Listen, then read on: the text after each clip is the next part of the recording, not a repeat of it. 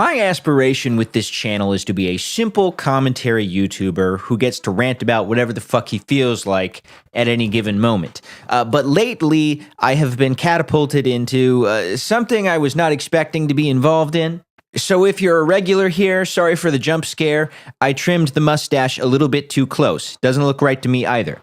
If you're new here, a little bit of context. I made a video about a one minor attracted person who proudly discusses their infatuation with children in a negative way. I figured out who this person is in real life and uncovered the stories of a few different victims of this person, and ever since then, this channel has been bombarded with false flagging campaigns, privacy complaints, anything and everything to get my videos taken down. This individual has, in fact, taken down 3 of my videos, I believe at this point, maybe 4, I'm not sure. I'm losing count.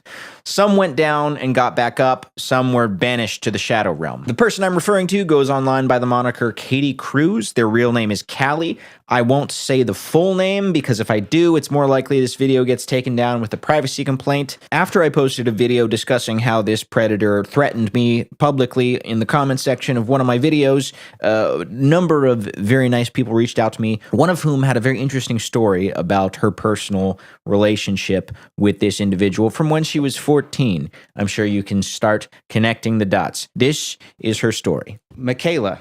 Yep. How you Just doing? Michaela. Just Michaela. I'm doing great. How are you? I'm good. We have a mutual friend of sorts. Friend might be a strong word, actually. Friend might actually be the opposite word of what we're talking about. But you know an individual by the name of Callie, someone who goes online by Katie Cruz. Is that correct? Yes. Walk me through when you first met Callie/Katie Cruz and what that looks like. First, thank you for having me on here. And I'd like to say before we begin why I did this. I wanted to warn you about the individual that you were talking about to be sure you actually knew who you were talking about. And then when you said you wanted to interview me, I was very hesitant, but I thought it was probably the right thing to do, even though I didn't have the worst story to tell. And I thought that it could help kids potentially. I don't know if anything's happened or if anything will, but if I can help anyone, I will. So that's why I did this.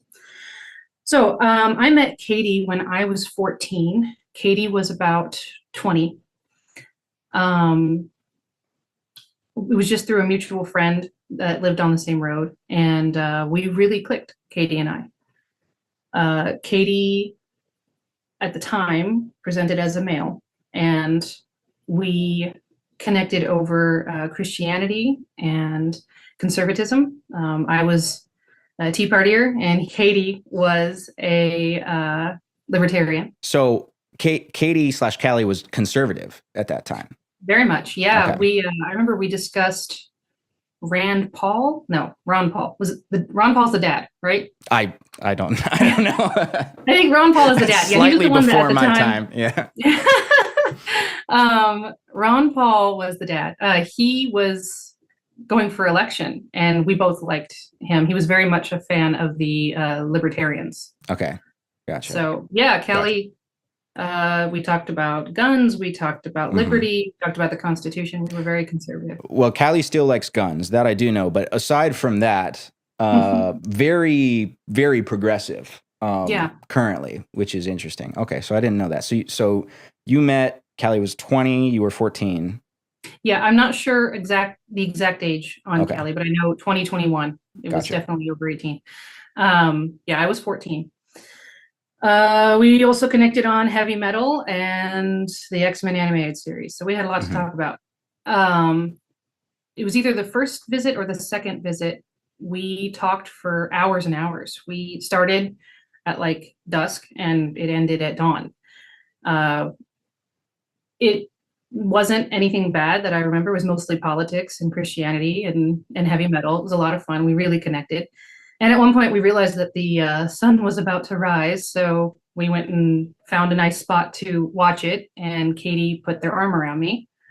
And I could tell that they were getting into me, and I liked them too, but I wanted to warn them, I'm 14. Yeah. There were older boys who noticed me then. I was I was 14, but I developed early. And so, older boys would approach me and I'd warn them that I was 14, and usually they would back away from me like I was radioactive, but not Katie. So, and this was, to be clear, so the night you're talking about, that you and Katie went out, basically pulled an all-nighter, just the two of you on the town. So we're talking about a 21-year-old just kind of taking a 14-year-old on a joyride. Yeah, we were walking around. I was from a very small town away from, like, next to Shelbyville. Okay. And we sat on my porch for a while, and then we walked around my neighborhood just alone. So where did that relationship go from there?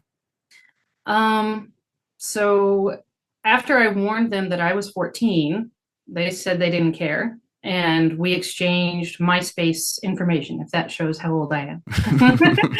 And most of our correspondence was through that, after that. Pretty soon after, Katie was saying that they really wanted to date me. And I said, well, I like you a lot, but you're going to have to wait. I'm not going to date someone over 18. And they said they would wait. But in the meantime, some of the discussions on MySpace got sexual. Katie would start to talk about sex dreams that they had about me. And, as a teenage girl, you're flattered because a boy saying that he thinks of you in his special alone time is such a compliment. But I didn't feel too uncomfortable at the time, but then the next thing made me a little uncomfortable. Katie told me they had a nickname, and they said it was Girthquake. And being a 14-year-old girl, I didn't know what that meant. And they described it as that their male anatomy was particularly thick. And Girthquake, yes. Well, and I'm not sure anyone really called that person that. Maybe they called them that. So I don't remember my reaction to that. I know internally I was like, 14-year-old girl, not going to be into that. Yeah, and you know what? I'm a 29-year-old man, and I'm not into it either, frankly, if I can be honest with you. So let's see. It's been a long time. I'm 32 now. I remember I got concert tickets to see Megadeth, and I wanted Katie to take me. I was maybe 15 at the time, maybe 16, I don't know. And I asked my mom if Katie could. My mom said only if Katie allowed the full background check and gave their driver's license and their license plate number so that she could monitor them. She was going to track them. I didn't even know that was a thing at the time. Track them online. And she said if we deviated from the path, that she would call the police. So, and Katie, to their credit, wasn't scared, wasn't like, no, I can't do this now. They were like, it's fine. I'm not going to do anything bad. And they didn't.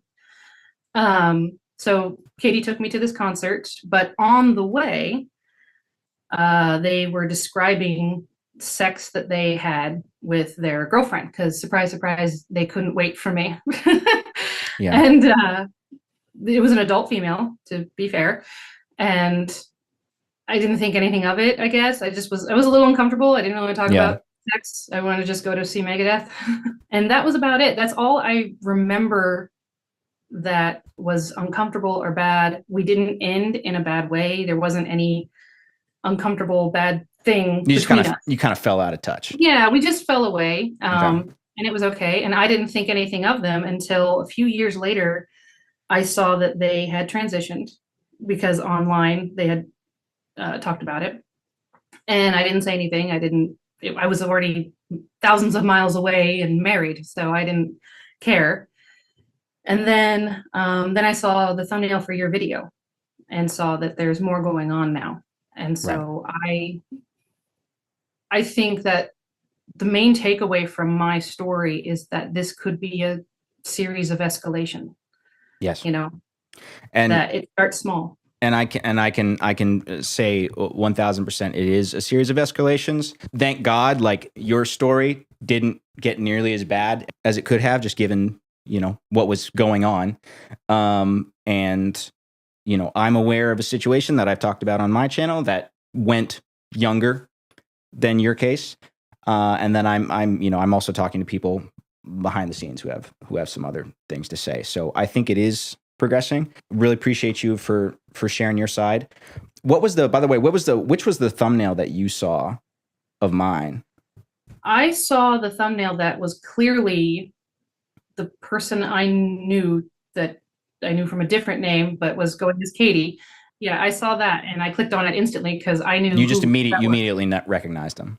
Yeah, and I was really surprised that I was even recommended this. I mean, I don't watch a bunch of online detective people or anything, right. So it was interesting. Well, detective would be a very strong word for me. Slop YouTuber, I think, is the slop tuber. Actually, is that's the official definition. But cool. Yeah. Anything else before we kind of wrap it up? To be clear, Katie never touched me inappropriately. Never tried to sleep with me or take me away or convince me to get away from my parents or anything like that. But talking to a minor about Girthquake or about sex with your girlfriend or anything, that is wrong and also could have been a crime then, and is for a lot of people considered grooming. To be clear, did Callie at that time ask to date you? Yes. Okay. So there was a clear intention there. Oh, okay. Yeah, they wanted to date me, and that's the thing. We can't know what would have happened, but if I would have said yes, they would have dated me. I knew that. I just wanted to say that I don't hate Katie.